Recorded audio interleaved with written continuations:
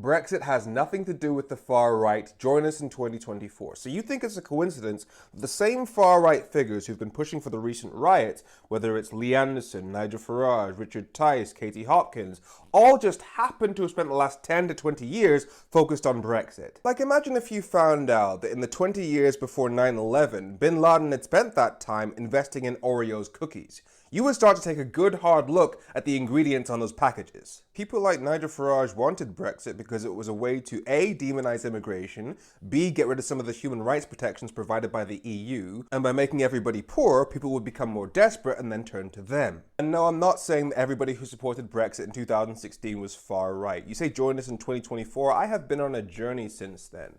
The first thought that I had after the referendum result in 2016 was, my country will never be good again. Because if Nigel Farage has managed to convince the majority of voters to go his way after using clearly racist rhetoric, then maybe this country is lost. But over the next 2 years, I then traveled the whole of the UK, speaking to people in Brexit supporting areas, finding out what they actually wanted, and found out that Brexit was mainly a desperate attempt to escape the poverty that had been made worse by David Cameron's austerity. But while I do understand the motives for voting for Brexit in 2016, especially on a topic that is literally about international relations, so not everybody's going to get it right, after 3 years of chaos where every economic and medical body was saying that Brexit would damage the UK, if in 2019 you still voted for the same people who brought on that chaos, I had no sympathy for you. But fast forward to now, where Brexit has actually made us poorer, and the majority of the country can see that it's made us poorer, and even the Reform Party, originally called the Brexit Party under Nigel Farage, has admitted that Brexit is making us poorer. Not to mention, I've got Katie Hopkins on record as saying that Brexit will not help working class people. You can't distill that into a thing or put food on the table. So the idea that supporting people like Nigel Farage or Katie Hopkins